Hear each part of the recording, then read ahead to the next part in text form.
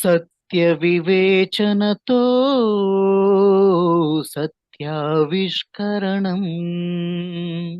సత్య వివేచనతో సత్యావిష్కరణం. మానవ జీవిత ధ్యేయమే సత్యాన్వేషణము. మానవ జీవిత ధ్యేయమే సత్యాన్వేషణము. సత్యాన్వేషణము.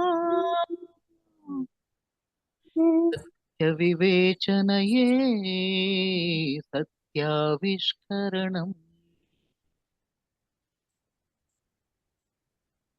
సత్య ద్రష్టలారా, సత్యాన్వేషకులారా, సత్య వివేచన వీక్షకులారా, సత్య వివేచన ఛానల్ కు స్వాగతం, సుస్వాగతం.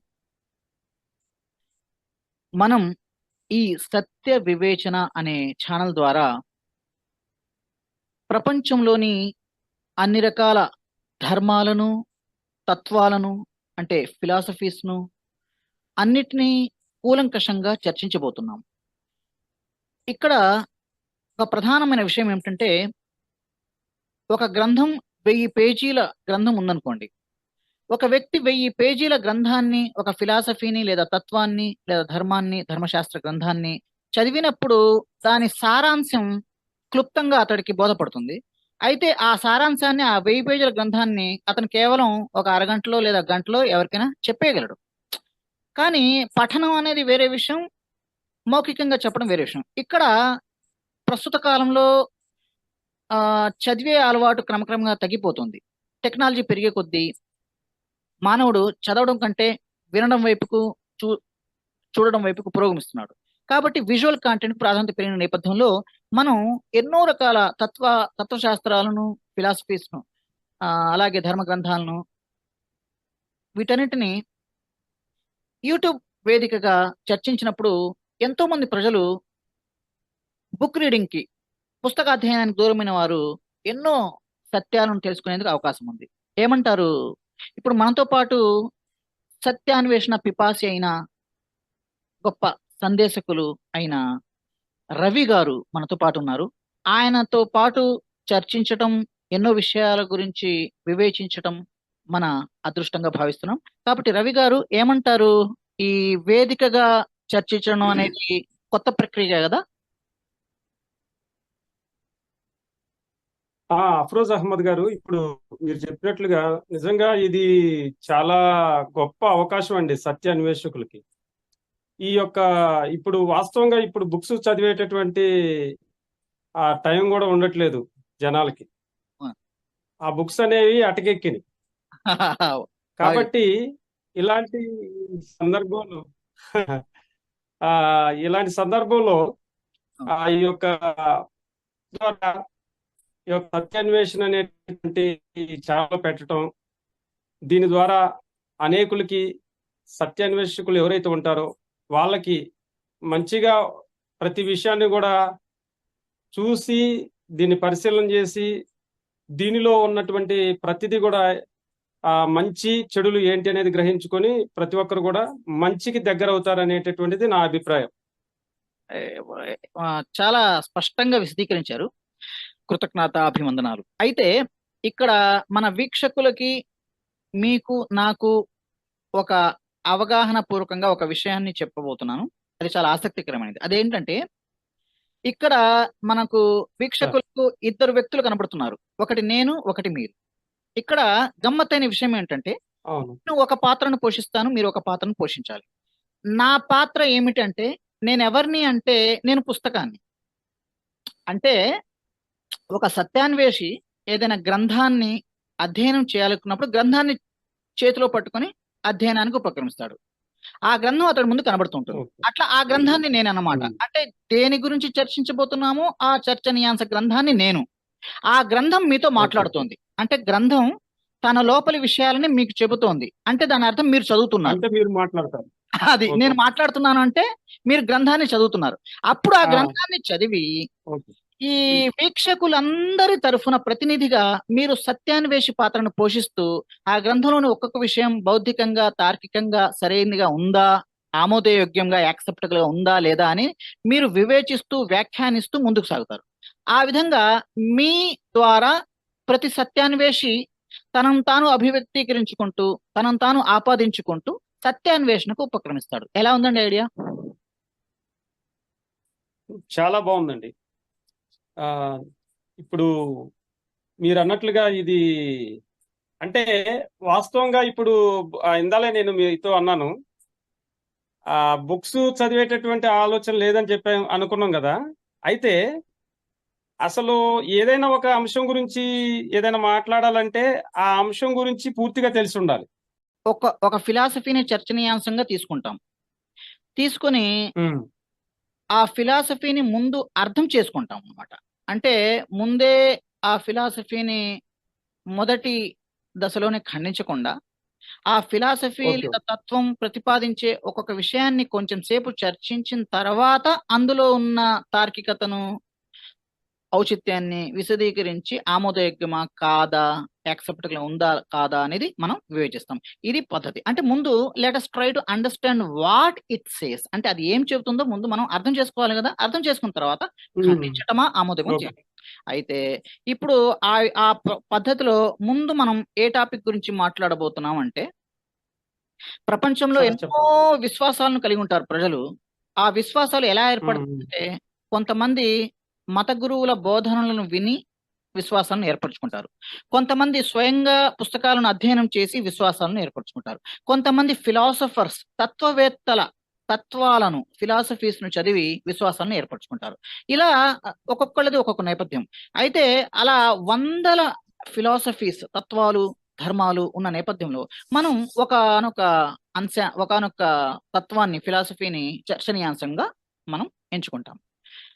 ఆ విధంగా మనం ఈరోజు అద్వైతం అనే ప్రపంచ ప్రఖ్యాత సిద్ధాంతం గురించి చర్చించబోతున్నాం. అద్వైత సిద్ధాంతం. ఈ అద్వైతం అనే పదం గురించి మీరు ఎప్పుడైనా విన్నారా? ఒకవేళ మీరు మీరు ఆల్రెడీ దీనిలో నిష్ణాతులైన లేదా ప్రాథమిక దశలో ఉన్న ఏ దశలో ఉన్నప్పటికీ వీక్షకులకి మీరు వారి ప్రతినిధిగా మీ అభిప్రాయాన్ని చెప్పగలరు. అద్వైత సిద్ధాంతం. అఫ్రోజ్ అహ్మద్ గారు, ఈ యొక్క అద్వైతం అనేటటువంటి పదం విన్నా గానీ ఆ కొంచెం దీన్ని పూర్తిగా మీరు వివరిస్తే బాగుంటుంది అనేటటువంటిది నా అభిప్రాయం. అంటే దీని అర్థం, అసలు దీని వివరణ ఏంటి, అద్వైతం అంటే ఏంటి? ఎందుకంటే ఇప్పుడు ప్రేక్షకులు కూడా ఈ యొక్క పదం కొంచెం గంభీరంగా, ఇది ఆ ఏందో గంభీరంగా ఉంది, మరి దీని అర్థం ఏమిటి అనేటటువంటి ఆలోచన కొంతమందికి కలగవచ్చు. కాబట్టి ఒకసారి దయచేసి ఈ అద్వైతం గురించి ఒకసారి మీరు వివరించవలసిందిగా కోరుచున్నాం. ఎగ్జాక్ట్లీ. అయితే ఇప్పుడు మనం ఏదైనా ఫిలాసఫీని, అంటే తత్వాన్ని ఎంచుకున్నప్పుడు ఆ టైటిల్ గురించి ముందు అర్థం చేసుకోవాల్సి ఉంటుంది. ఆ టైటిల్ సంస్కృత భాషలో ఉండొచ్చు, ఇంగ్లీష్ భాషలో ఉండొచ్చు, తెలుగు భాషలో ఉండొచ్చు, ఏదో ఒక భాషలో ఉండొచ్చు. ఇక్కడ భాష మనకు ముఖ్యం కాదు. ఒక చిన్న విషయం చెప్తాను చూడండి. ఇప్పుడు సర్వం కలివిదం బ్రహ్మ అన్నాను అనుకోండి, ఒక సంస్కృత వాక్యాన్ని పఠించాను. అంతయు బ్రహ్మ అయి ఉన్నది అని దాని అర్థం. ఇప్పుడు సర్వం కలివిదం బ్రహ్మ అన్నా, అంతయు బ్రహ్మ అయి ఉన్నది అన్నా, ఎవ్రీథింగ్ ఈజ్ గాడ్ అన్నా, అన్నీ ఒకటే. కాబట్టి ఇక్కడ భాష యొక్క గంభీరతను మనం తొలగించాలి. అంటే ఎంతో మంది ఎన్నో సత్యాలను భాష తెలియని కారణంగా మిన్నకుండిపోయారు, దూరంగా ఉండిపోయారు. దాని ఆ సత్యాన్ని గ్రహించడానికి దూరం అయిపోయారు. కాబట్టి ఇక్కడ భాష అవరోధం కాకూడదు. కాబట్టి చాలా వరకు భారతీయ చింతన విషయానికి వస్తే, ఇండియన్ ఫిలసాఫికల్ థాట్ విషయానికి వస్తే, సంస్కృతంలో ఉన్నాయి చాలా గ్రంథాలు. కాబట్టి సంస్కృత భాష తెలియని కారణంగా చాలా మంది అవగాహన రహితానికి గురై ఉన్నారు. కాబట్టి ఇక్కడ మనం అద్వైత అన్నా కూడా అది కూడా సంస్కృత పదమే. కాబట్టి దాన్ని మనం తేట తెలుగులో, మన లక్ష్యం ఏమిటి అంటే తేట తెలుగులో విశదీకరించడం, భాషల అవరోధాలకు గుడ్ బై. సో అద్వైతం అంటే, అద్వైతం అనే పదంలో మొట్టమొదట ఆ అనే ఉపసర్గ ఉంది. ఆ అంటే కానిది అని సంస్కృతం ప్రకారం చెప్పాల్సి వస్తే కానిది. ఏమి కానిది అంటే ద్వైతం. ద్వైతం అంటే రెండు కానిది అని అర్థం. అద్వైతం అంటే రెండు కానిది. రెండు కానిది అంటే మూడా అంటే కాదు, ఒక్కటే. రెండే కాదు అన్నప్పుడు మూడు కాదు, ఒక్కటే అని చెప్పడం ఉద్దేశం. అంటే ఒక్కటి అని చెప్పడానికి మీరు రెండు కానిది లేదా మూడు కానిది అలా ఎట్లయినా చెప్పొచ్చు కదా. అలా రెండు కానిది అనే ఇలాంటి పదబంధం ద్వారా వ్యక్తీకరించడం జరిగింది. రెండు కానిది. అద్వైతం అంటే రెండు కానిది, ద్వైతం అంటే రెండు. ఇక్కడ ప్రధానంగా రెండు కానిది అంటే ఏవి ఆ రెండు అనే ప్రశ్న ఉదయిస్తుంది. మీరు సూచనాత్మకంగా గ్రహించగలిగితే లేదా అంచనా వేయగలిగితే రెండు అంటే ఎన్నో కావచ్చు కదా. రెండు కానిది అంటే రెండు పిల్లులు లేవు అనొచ్చు, రెండు నక్కలు లేవు అనొచ్చు, లేదా ఇద్దరు దేవుళ్ళు లేరు అనొచ్చు, లేదా జీవుడు దేవుడు ఇద్దరు లేరు అనొచ్చు. ఎలా అయినా చెప్పొచ్చు కదా. ఇది దేన్ని సూచిస్తుందో అంచనా వేయండి, గెస్ చేయండి. రెండు కానిది Yes. ఏకమై ఉన్నది. ఏకమై ఉన్నది. ఓకే, ఇది దేవుడి గురించి తెలుపుతుంది అనుకుంటున్నాం. ఓకే, దేవుడి గురించి ఓకేనండి. ఓకే ఓకే, ఎగ్జాక్ట్లీ ఉమ్, దేవుడి గురించి చెప్తుంది. అయితే ఇక్కడ ఓకే. రెండు కానిది అంటే ముందు రెండు ఏమిటి అంటే వేటిని రెండుగా భావిస్తున్నారు అనేది తెలిస్తే ఆ రెండు కాదు ఉన్నది ఒక్కటే అనేది తేటతెల్లం అవుతుంది. అయితే రెండు ఉహు, అంటే ఎవరు అంటే ఆ ఒక పొరపాటు అవగాహన గురైన అవకాశం. ఎట్లా దేవుళ్ళు ఇద్దరు కాదు ఉన్నది ఒక్కడే అంటే దేవుళ్ళ సంఖ్యను గురించి చెప్పడం అవుతుంది. అది ఇక్కడ చెప్పబోవడం లేదు. అంటే దేవుళ్ళు ఎంతమంది అనే విషయం చెప్పబోవడం లేదు. అద్వైతం ఏం ఉమ్, చెప్తుందంటే దేవుడు ఒక్కడే అని చెప్తుంది. దేవుడు ఒక్కడే అని చెప్తుంది. దేవుడు ఒక్కడే అంటే మరి ఉమ్, దేవుడు ఒక్కడే అని విశ్వసించే మతాలన్నీ సమానమైన కావు కావు కావు. ప్రతి రెండు మతాలు సమానం కావు. ఒకవేళ రెండు మతాలు సమానమైతే ఇంకా రెండు మతాలు విడివిడిగా ఉండవలసిన అవసరం ఏముంది. కాబట్టి ప్రతి రెండు మతాలు భిన్నమే. ఏ రెండు మతాలు సమానం కాదు. కాబట్టి ఎన్నో మతాలు దేవుడు ఒక్కడే అని చెప్తున్నా కూడా ప్రతి మతము లేదా ప్రతి ధర్మము లేదా ప్రతి తత్వం ప్రతి ఫిలాసఫీ దేవుడు ఒక్కడే అని చెప్పడంలో వేరే అర్థాన్ని చాటి చెప్తున్నాయి. అందుకని ఇన్ని వైరుధ్యాలు, ఇన్ని కలహాలు, ఇన్ని అభిప్రాయ భేదాలు ఉన్నాయి. సో అద్వైతం దేవుడు ఒక్కడే అని ఏ అర్థంలో చెబుతుందో గ్రహించటమే మన ఈ టాపిక్ లక్ష్యం. అయితే అద్వైతం రెండు కానిది అని దేవుళ్ళ సంఖ్యను గురించి ఎంత మాత్రం చెప్పటం లేదు. అది ఇద్దరు లేరు అని చెప్పబోతోంది. ఇద్దరు అంటే అది ఎవరు అంటే ఒకటి మానవుడు, రెండు దేవుడు. ఇక్కడ మనం అద్వైతం ఒక పరిభాషని ప్రత్యేకమైన భాషను వాడుతుంది. ఆ ప్రత్యేక భాషను పరిభాష అంటాం కదా, టెక్నికల్ లాంగ్వేజ్. సో ఆ పరిభాష ప్రకారం అద్వైత పరిభాషలో మానవుడు అనకుండా జీవుడు ఈ పదం వాడుతూ ఉందాం మనం ఇప్పటి నుంచి. ఎందుకంటే తత్వశాస్త్రంలో అదే పదం వాడబడుతుంది. జీవుడు అంటే మీరెవరు? జీవుడు. నేనెవరిని? జీవుడిని. జీవుడు ఒకటి. ఇంకా మిగతా ఇద్దరిలో ఆ రెండవ వ్యక్తి ఎవరు? దేవుడు. అంటే జీవుడు దేవుడు. దేవుడు ఉన్నాడని నమ్మే వాళ్ళందరూ జీవుడు దేవుడు ఉన్నారని నమ్ముతున్నారు కదా. ఏమంటారు? ఉమ్, ఆస్తికుల్లో దేవుడిని నమ్మేటటువంటి వారిలో దేవుడు ఉన్నాడు, జీవుడు ఉన్నాడు అనేటటువంటిది ప్రతి ఒక్కరు నమ్ముతారు. ఓకే. ఓకే.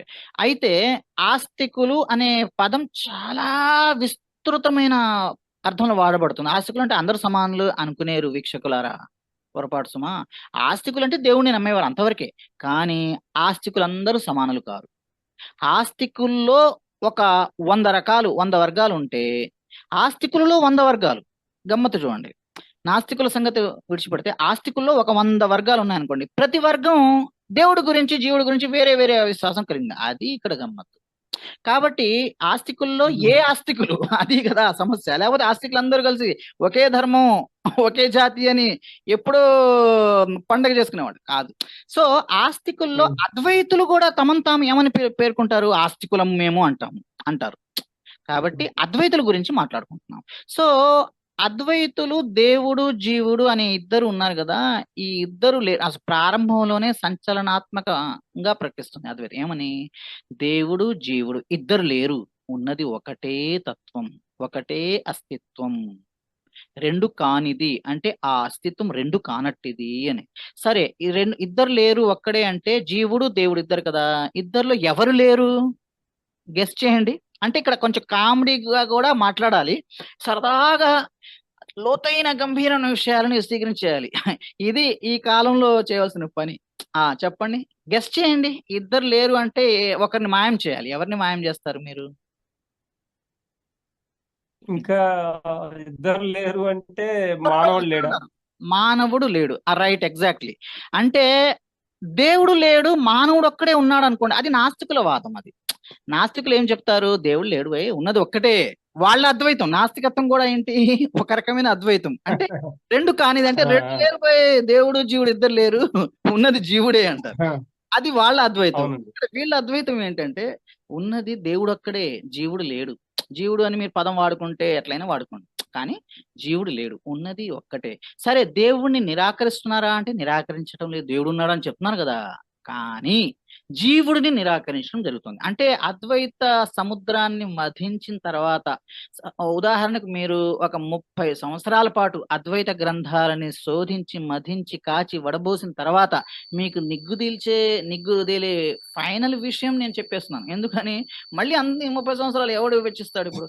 సో నిగ్గుదేలే విషయం ఏంటంటే, జీవుడు అని మీరు భ్రమిస్తున్న జీవుడు లేడు.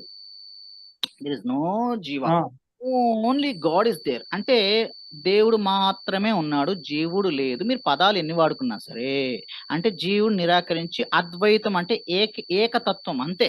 ఉన్నది ఒక్కటే. దేవుడు లేడని చెప్పట్లేదు కదా, దేవుడే ఉన్నాడు. దేవుడు ఉన్నాడని ఇంకా ఘంటాపథంగా చెప్తే దేవుడు మాత్రమే ఉన్నాడు. అంటే అలా అయితే మరి కొంపలు అంటుకుపోతాయి కదా. అది తర్వాత క్రమక్రమంగా మనం చర్చించబోతున్నాం. సరే, దేవుడు ఒక్కడే ఉన్నాడు, జీవుడు లేదు, అద్వైతం. ఈ టైటిల్ విషయంలో ఎందుకు ప్రతిపాదిస్తున్నో తర్వాత తెలుస్తుంది, కానీ టైటిల్ ఏం చెప్పబోతుంది అంటే దేవుడు మాత్రమే ఉన్నాడు, జీవుడు లేడు అని చెప్తుంది. ఇక్కడ వరకు టైటిల్ అర్థం చేసుకునే క్రమంలో ఖండించటమా ఆమోదించడం తర్వాత చేద్దాం. అర్థం అయింది కదా మనకి ఉమ్, అద్వైతం అంటే అది. ఆ, ఓకే ఓకే అండి, అర్థమైంది. ఇక్కడ క్లియర్. ఇక్కడ అయితే క్లియర్. క్లియర్. ఆ, ఇప్పుడు ప్రతి తత్వం లేదా ప్రతి ధర్మం లేదా ప్రతి మతం లేదా ప్రతి ఫిలాసఫీ తత్వం ఏదైనా సరే ప్రధానంగా 3 అస్తిత్వాల గురించి మాట్లాడతాయి. ఒకటి దేవుడు, 2 జీవుడు, 3 ఈ జీవుడు. ప్రపంచం, విశ్వం. అంటే ఓకే. విశ్వం, మనిషి, అంటే జీవుడు, దేవుడు. ఈ మూడిటి కలయిక, మూడిటి మధ్య ఉన్న సంబంధం, తేడా గురించి చర్చించడమే తత్వశాస్త్రం, ఫిలాసఫీ కావచ్చు, ధర్మం కావచ్చు, మతం కావచ్చు, వీటి లక్ష్యం. అంటే మానవుడు ఊహలో వచ్చిన తర్వాత నేనెవరిని అని ఆలోచిస్తాడు. అంటే తనను తాను గురించి ఆలోచిస్తాడు. జీవుడు గురించి ఆలోచిస్తాడు. తర్వాత తన చుట్టూ ఉన్న విశ్వం గురించి ఆలోచిస్తాడు. రెండో అస్తిత్వం జీవుడు, విశ్వం, దేవుడు. 3 అస్తిత్వాలు ప్రధానం. ఈ మూడిటి చుట్టే ఓకే. ప్రపంచంలోని అన్ని ధర్మశాస్త్రాలు, అన్ని మతాలు, అన్ని గ్రంథాలు, అన్ని తత్వాలు తిరుగుతున్నాయి. సో దాని గురించి మనం ఈ అద్వైతం ఏం చెప్తుంది, అదేం చెప్తుంది అని, ఈ మూడిటి గురించి అది ఏం చెప్తుంది, ఇది ఏం చెప్తుంది అని మనం తెలుసుకున్నప్పుడు మొత్తం తత్వం బోధపడుతుంది. అయితే ఇప్పుడు ఈ మనిషి తన గురించి నేను ఎవరిని అని, తన గురించి, తన జీవుడి గురించి ఆలోచిస్తాడు. అతడికి అర్థం కాదు, నేను ఎక్కడి నుంచి వచ్చాను, ఎలా పుట్టాను, ఊహ తెలిసిన తర్వాత నేను ఉన్నాను అనుకున్నాను, కానీ నన్ను ఎవరు పుట్టించారు అర్థం కాదు. అక్కడి నుంచి సత్యాన్వేషణ మొదలవుతుంది. ఆ తర్వాత చుట్టూ చూస్తాడు, విశ్వం కనబడుతుంది. విశ్వం అంటే తల్లిదండ్రులు, చెట్లు, పుట్టలు, కుక్కలు, నక్కలు, పిల్లలు, అన్ని. విశ్వం మీద నా ఆధిపత్యం ఏమైనా ఉందా అని ట్రై చేయబోతాడు. ఏమి అతడు ఆధిపత్యాన్ని కలిగి ఉంటాడు. అంటే ఉదాహరణ, చెట్టు నా దగ్గర రా అంటే చెట్టు అతడి దగ్గరికి వచ్చేస్తుందా? రాదు. అంటే విశ్వం నా అధీనంలో లేదు, నా ఆధిపత్యం దాని మీద కంప్లీట్ గా చెల్లదు. ఓహో, అంటే విశ్వం సపరేట్ పవర్ కలిగి ఉంది, దాని మీద నా ఆధిపత్యం లేదు. అంటే నేను దేవుడిని కాదు. ముందు ఏం గ్రహిస్తాడంటే నేను దేవుడిని కాదు, నేనే దేవుడిని. అయితే చెట్టు ఇట్రా అంటే చెట్టు దగ్గరికి వచ్చేయాలి, రావట్లా. సో నేను దేవుడు కాదు, తెలిపోయింది. అంటే విశ్వం యొక్క వేరే ఎంటిటీ, సపరేట్ అస్తిత్వం అమ్మా అని అర్థమైంది. అక్కడ వరకు ఓకే. జీవుడు, విశ్వం. ఇక మూడవది ఏంటి, అప్పుడు నేను కాదు, విశ్వం కాదు అంటే మొత్తం మీద ఆధిపత్యం ఎవరు చలాయిస్తున్నారు భయ్ అని ఆలోచించినప్పుడు అతడికి అమ్మో ఏదో చలాయిస్తున్నట్టే కదా, కాబట్టి దేవుడు ఉండక తప్పదు. ఆయన నేను చూడకపోయినా, కనుగొనలేకపోయినా, తెలుసుకోలేకపోయినా దేవుడు ఉండక తప్పదు అని చెప్పి అప్పుడు దేవుడు అనే అస్తిత్వాన్ని కనుగొంటాడు. సత్యాన్వేషణ అక్కడితో ముగుస్తుంది. అంటే దేవుడు ఉన్నాడనో లేదా ప్రపంచం తనంతట తానే ఉనికిలోకి వచ్చింది నాస్తికుల్లాగానో ఎట్లాగో ఒకటి నిర్ధారణకు వస్తాడు. అంటే జీవుడు, విశ్వం, దేవుడు, ఈ మూడిటితో సత్యాన్వేషణ ముగుస్తుంది.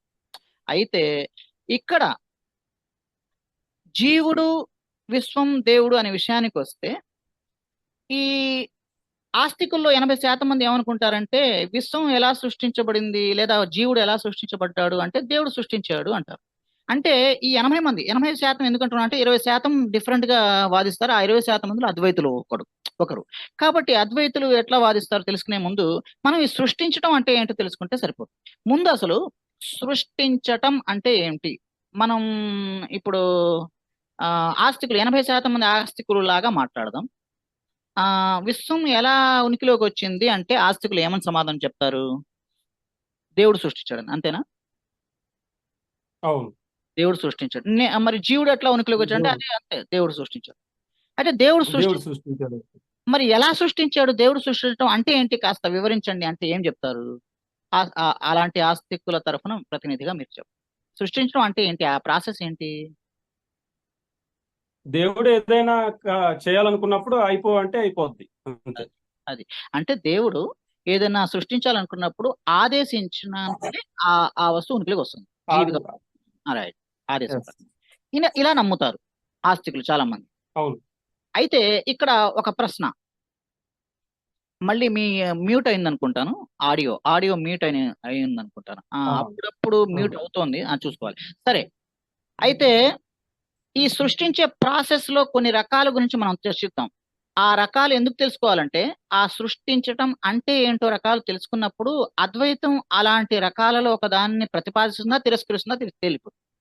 సృష్టించటం అంటే ఒకటి, ఒక వ్యక్తి ఉన్నాడు, తన ఎదురుగా ఒక గుర్రాన్ని సృష్టించాలనుకున్నప్పుడు మీరు మొట్టమొదట చెప్పిన విధానం నెంబర్ 1 ప్రకారం అయితే గుర్రం అంతకు ముందు లేదు అసలు.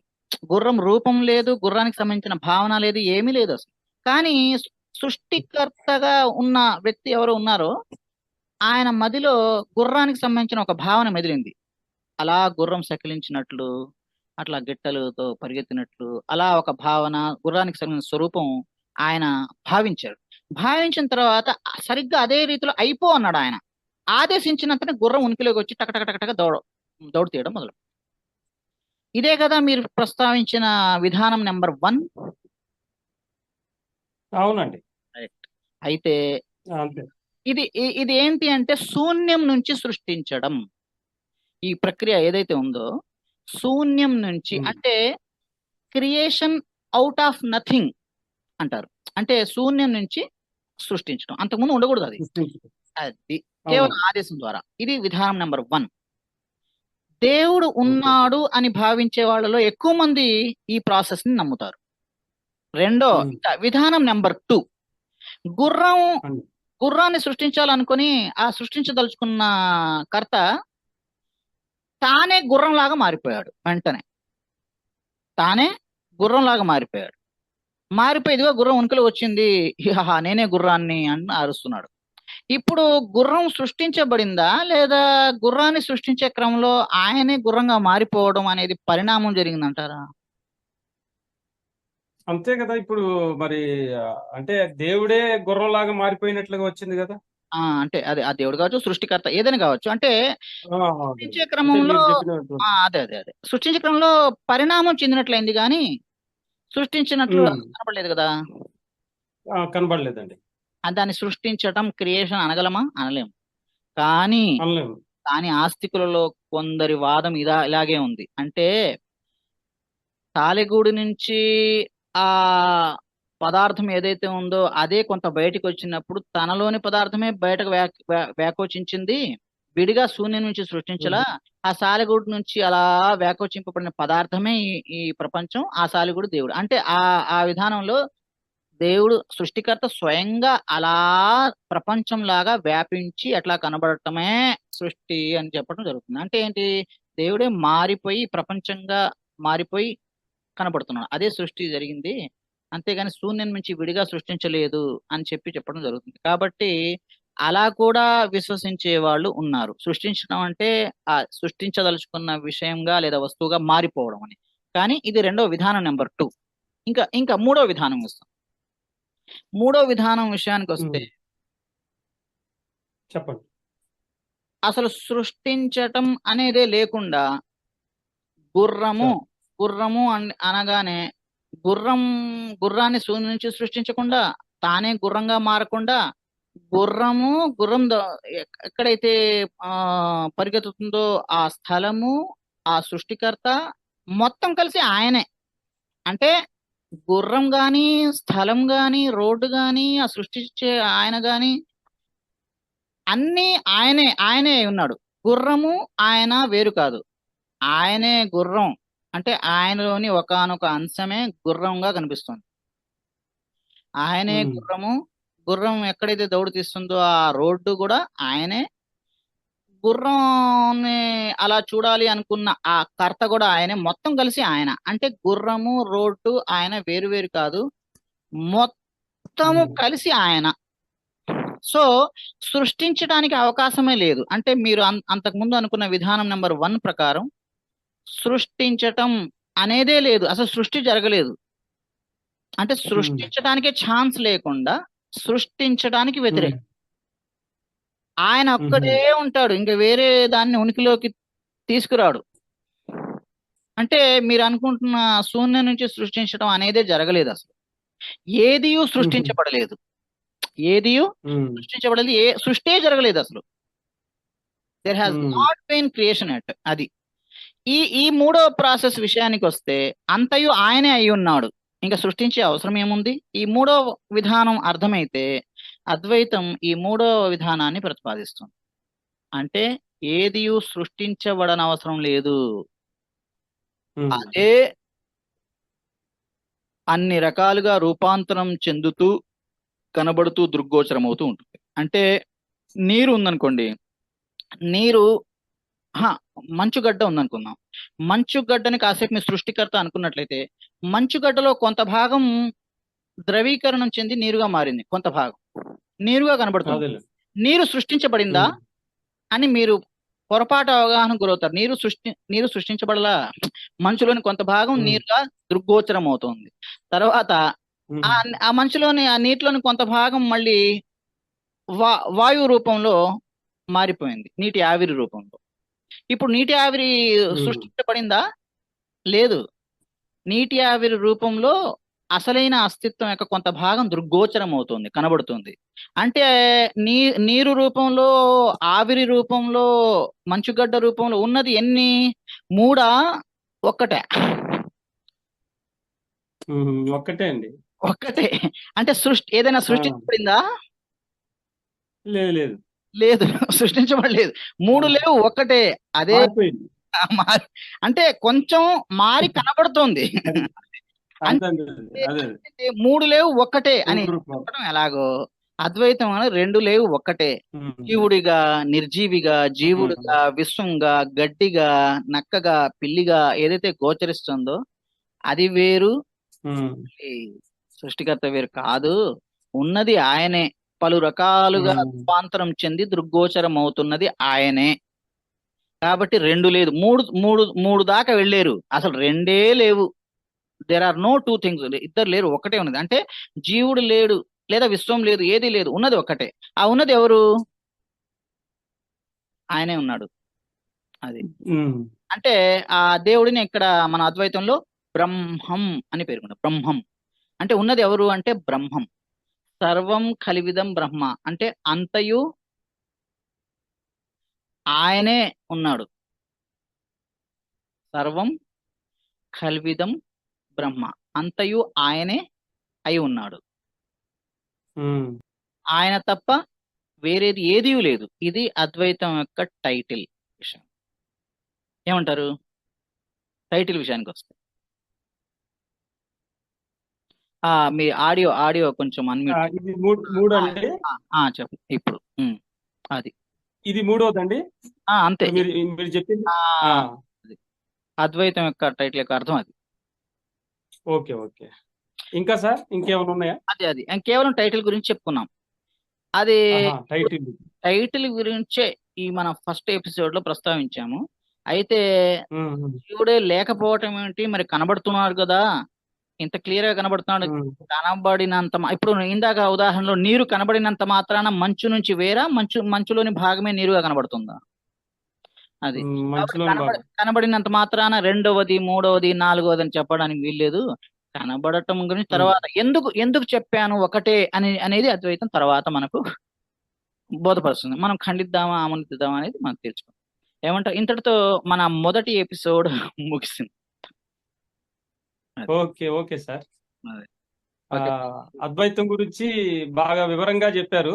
అది టైటిల్. ఆ టైటిల్ టైటిల్ ఈరోజు. అంతే. Okay okay. మళ్ళీ దీని గురించి ఇంకా ముందు ముందు లోతుగా ఇంకా అధ్యయనం. వస్తాయి కదా సార్ కొన్ని మరి అంతే కదా, లోతుగా. కేవలం టైటిల్ గురించి ప్రస్తావించాం. అది ఇవాళ టైటిల్ గురించి. ఓకే లోతుగా ఓకే మీదట మనకు అన్ని విషయాలు బయటకు వచ్చి అసలు సత్యాన్వేషకులకు అద్వైతం గురించి అవగాహన పూర్తిగా ఏర్పడిపోతుంది. అప్పుడు వాడు విశ్వసించాలా విశ్వసించడం అనేది మనిషి ఇష్టం. అది ఓకే ఓకే. నెక్స్ట్ ఎపిసోడ్ లో మళ్ళీ కలుద్దాం. ఈ రోజు మాత్రం తమరు అరటిపండు ఒలిచి పెట్టినట్లుగా అద్వైతం యొక్క టైటిల్ వివరించారు. మీకు ధన్యవాదాలండి. కోరుకున్నాను. ఆ వందనాలు. మరి సెలవు తీసుకుందాం వీక్షకులారా. మళ్ళీ రెండో ఎపిసోడ్ లో అద్వైతం యొక్క రెండో భాగంతో మళ్ళీ కలుద్దాం. Okay okay sir. ఓకే. సెలవు.